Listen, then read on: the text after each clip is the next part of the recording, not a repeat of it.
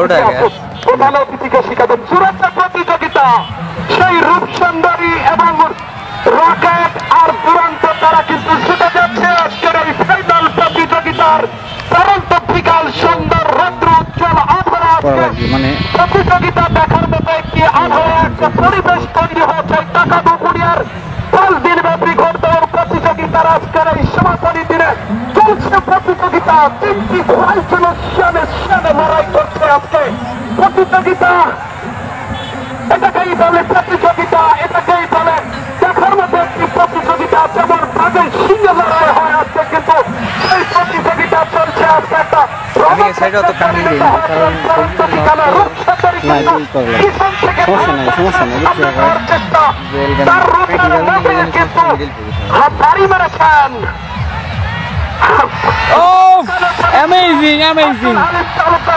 সত্যি এটা অসাধারণ ছিল দুটো ঘোড়াকে পিছিয়ে ফেলে দিল তিনি কিন্তু সামনে গিয়েছেন একটা কুকুর কিন্তু পাগল হয়ে গিয়েছিল তার রূপে আজকে কিন্তু ওই রকেট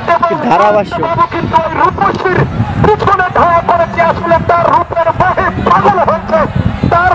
রূপ দেখে যেন তারা পিছনে ছাড়ছে না তারা কিন্তু রাস্তাটা একটু ক্লিয়ার করে দেন ভলেন্টিয়ার ভাইরা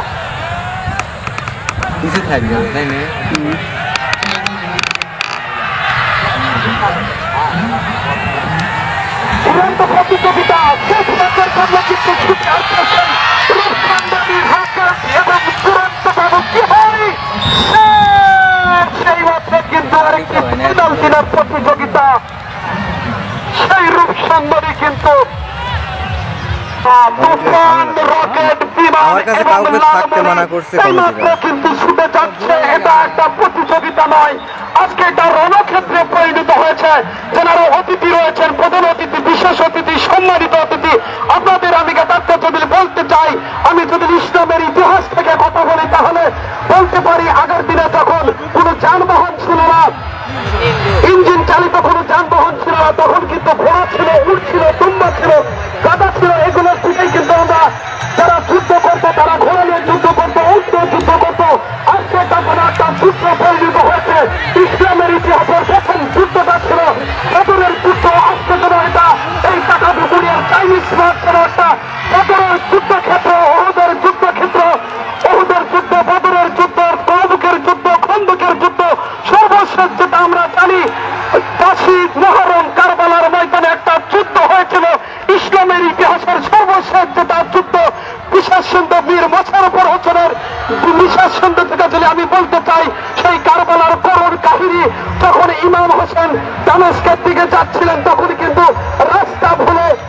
ওই ফোরাত নদীর দিকে যখন ছুটে যাচ্ছিলেন তার ঘোড়া যখন শুকনা জায়গায় ঘোড়ার পা যখন ডেবে গিয়েছিল তখন কিন্তু ইমাম হোসেন স্মরণ করেছিল তার নামাজের মুখে আমাদের শেষ নবী হযরত মুহাম্মদ সাল্লাল্লাহু আলাইহি সাল্লামের যে ভবিষ্যৎবাণী করেছিলেন সেই ভবিষ্যৎবাণীর কথা যখন ইমাম হোসেন মনে করলেন যে এই শুকনা জায়গায় যেখানে ঘোড়ার প্রতিফলিত হবে তা দেবে যাবে সেটাই হবে কারবালার ময়দান সেটাই হবে ফোরাত নদীর তীর সেখানেই হবে তার অন্তিম সময় সেই কথা আমি বলতে যদি চাই এটা কিন্তু সেই যুদ্ধের একটা পূর্ণাবৃত্তি এভাবেই কিন্তু